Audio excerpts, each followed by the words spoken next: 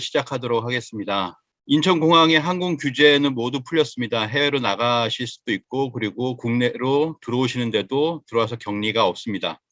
2년 2개월 만에 전면적인 이제 해제가 된 상태이고요. 그렇지만 전 세계적으로 아직도 확진자가 많이 있습니다. 미국 같은 경우에 11만 명, 그 다음에 영국 3만 명, 프랑스 6천 뭐 이렇게 되고요. 그리고 일본 같은 경우도 약 10,000명 정도가 됩니다. 뉴질랜드도 10,000명 정도 되고요. 호주도 27,000명 정도의 확진자가 있습니다. 브라질도 한 6만 명 가량 됩니다. WHO의 사무총장은 언제든 새로운 훨씬 더 위험한 변종이 나타날 수 있으며 수많은 사람들이 보호받지 못하고 있다. 팬데믹은 끝나지 않았고 우리는 끝날 때까지 끝나지 않았다고 계속 말할 것이다 라고 이렇게 이야기를 했습니다. 롱코비드의 의심 사례도 미국에서는 120건이 조사 중입니다. 그러니까 약 100건 이상의 사망자가 이 롱코비드, 코비드 후유증으로 해서 사망자까지도 나왔다라고 하는 그런 결과가 있습니다. 원숭이 두창 소식을 보도록 하겠습니다. 원숭이 두창은 지난 한 달 동안 30개국으로 이제 확산이 됐고요. 감염 경로는 아직도 미궁에 빠져 있습니다.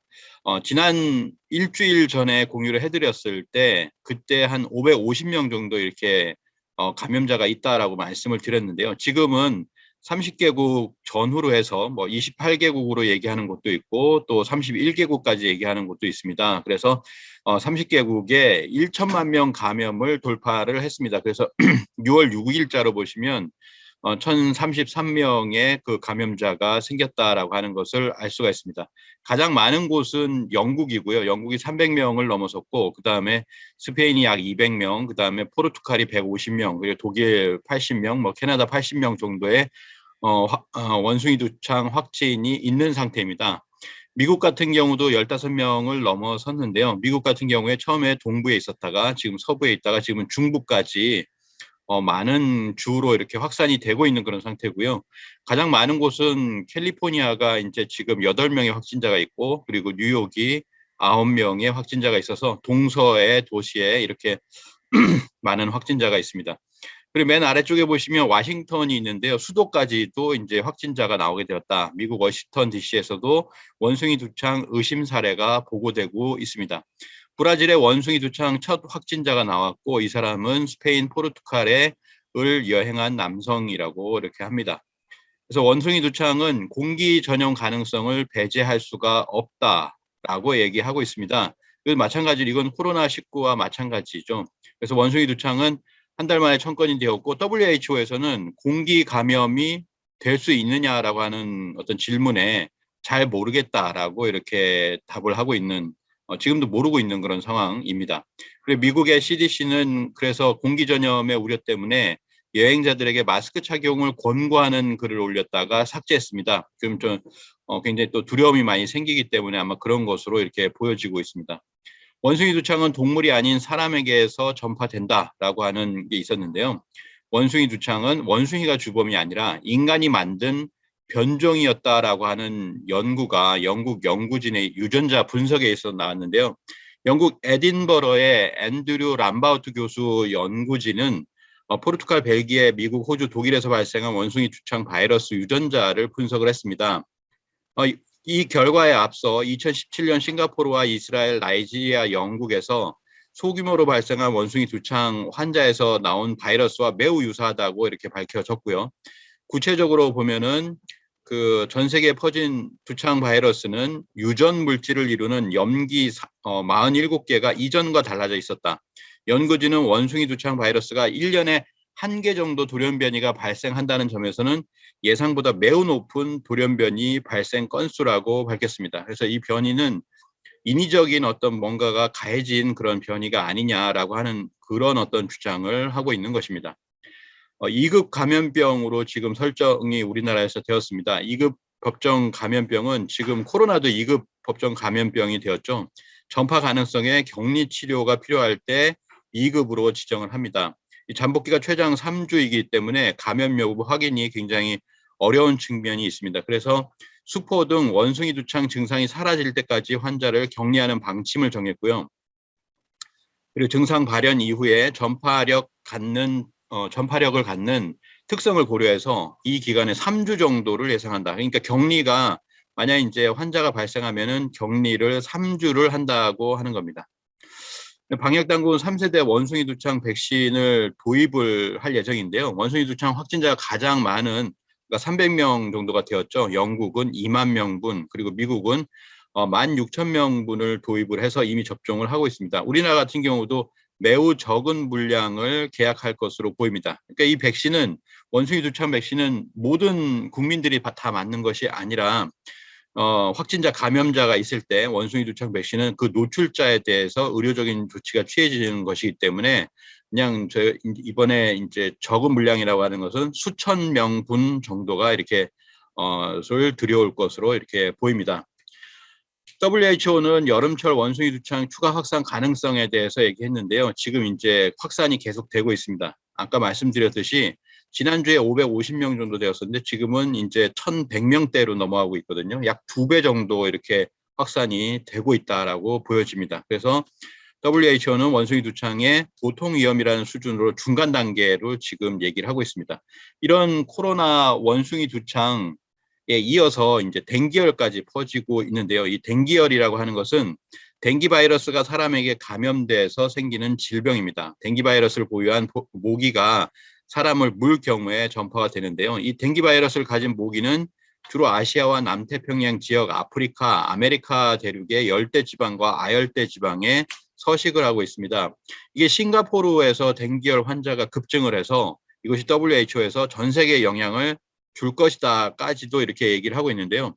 싱가포르는 이제 말레이시아의 아래쪽에 보면 싱가포르가 있습니다. 이 싱가포르에서 댕기열이 본격적으로 확산하는 시기는 6월인데 지금 5월 말 기준으로 해가지고 벌써 11,600건 정도의 확진 사례가 보고가 되었습니다. 그래서 이것은 작년 한 해 동안 보고된 5천여 건을 훨씬 뛰어넘는 수치입니다. 벌써 그렇게 많은 사례가 있었다는 거죠. 그래서 댕기열 사례가 빠르게 증가하고 있다. 비상사태에 직면했다고 내무부 장관이 이렇게 밝히기도 했습니다. 콜레라 소식입니다. 콜레라 같은 경우에는 지금 우크라이나에 보면 그 마리우폴이라고 하는 지역이 있습니다. 이 마리우폴 지역이 콜레라가 발생하기 시작했다라고 합니다. 그래서 여기는 굉장히 많은 그 시신들, 얼마나 죽었는지 모르는 그런 전쟁의 시신들이 있는데요. 그리고 상하수도가 모두 파괴되었기 때문에 물이 모두 오염이 되었습니다. 그래서 수천 명이 콜레라로 사망할 수도 있다, 이렇게 경고를 하고 있습니다. 그래서 마리우폴 시장 보좌관은 러시아가 콜레라 발병 우려 때문에 마리우폴을 봉쇄하고 있다라고 이렇게 주장을 하고 있습니다. 마리우폴 주민들은 깨끗한 물을 얻기 위해서 몇 시간 동안 줄을 서야 합니다. 이마저도 이틀에 한 번씩만 가능하다라고 지금 상황을 이렇게 전하고 있습니다. 조류 독감의 소식입니다. 조류 독감의 발병은 올해 유럽과 미국 전역에 큰 피해를 입히고 있는데요. 지금까지 미국에서 3,800만 마리의 새가 이렇게 새를 살처분하였습니다. 그 살처분 방식이 굉장히 비윤리적이다라고 하기 때문에 지금 그렇게 굉장히 많은 또 시민단체의 항의를 받고 있는 그런 상황입니다.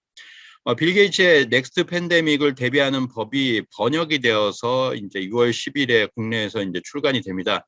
빌 게이츠는 당초에 이 책에서 가장 경계하는 것은 호흡기 바이러스에 의한 전염병이다, 이렇게 이야기를 했고요. 가장 두려운 재난은 핵무기도 기후변화도 아닌 전염성 강한 인플루엔자 바이러스다라고 이렇게 이야기를 했고, 실제로 천연두, 두창 바이러스에 대해서도 대처를 해야 된다라고 하는 부분을 분명히 이렇게 적시를 하고 있습니다.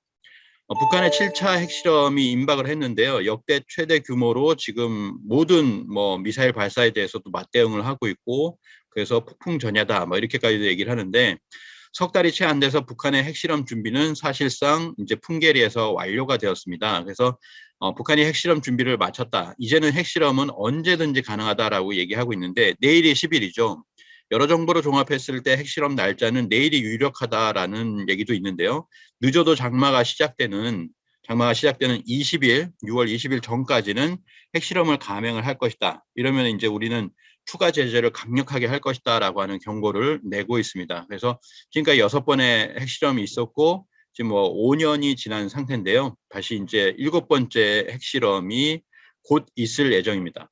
퍼펙트 스톰이 몰려오고 있다. 실제로 퍼펙트 스톰이라고 하는 것은 하나로서는 위력이 크지 않을지 모르지만 여러 가지가 동시에 발생해서 엄청난 파괴력을 내는 현상을 얘기를 하는데요.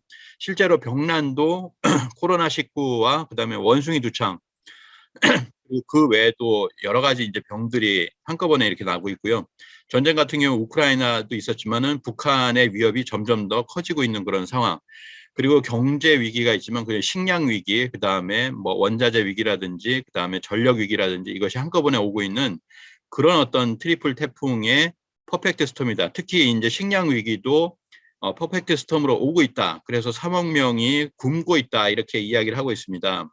식량 위기를 일으키는 요인은 전쟁, 우크라이나 전쟁이죠. 그리고 지금의 어떤 기후 변화에 의한 폭염과 가뭄, 그리고 코로나19와 같은 병난 이런 것이 동시에 있기 때문에 이걸로 인해서 결국 전 세계가 굶주리는 식량 위기로 가고 있다라고 하는 것을 이야기를 하고 있습니다. 미래의 어떤 위기도 있고요. 그리고 4억 명이 먹을 식량을 생산하는 농업대국 우크라이나에서도 보면 상징적인 건데요. 우크라이나 이제 전쟁 상황이기 때문에 이런 논과 밭이 전부 다 이렇게 폐허가 이렇게 되는 상황, 그리고 우크라이나에 지금 곡물들이 쌓여져 있지만 흑해 항구를 통과해야 되는데 항구가 열리지 않는, 그래서 러시아가 허가를 해야 되는 부분이고, 또 항구가 열린다 하더라도 뭐 지뢰밭이 있기 때문에 6개월 정도 더 걸린다라고 하는 그런 상황이 있습니다. 이런 상황에서 미국은 감당할 수 없는 정도의 인플레를 직면을 하고 있고요. 그리고 월드뱅크에서는 50년 만에 스태그플레이션이 오고 있다, 올 게 왔다 이렇게 이야기를 하고 있습니다. 그리고 엔화 달러 환율은 132엔을 돌파해서 134엔까지 올라갔는데요. 엔화 가치가 20년 만에 최저 기록을 했다고 합니다. 그래서 경제가 침체하는 가운데 물가가 상승하는 스태그플레이션의 위험한 형국으로 지금 가고 있다, 이런 이야기를 하고 있습니다. 오늘의 시사 공유는 여기서 마치도록 하겠습니다. 감사합니다. 지천하지 세자는 유천하지 생기하고 암천하지 세자는 유천하지 사기니라.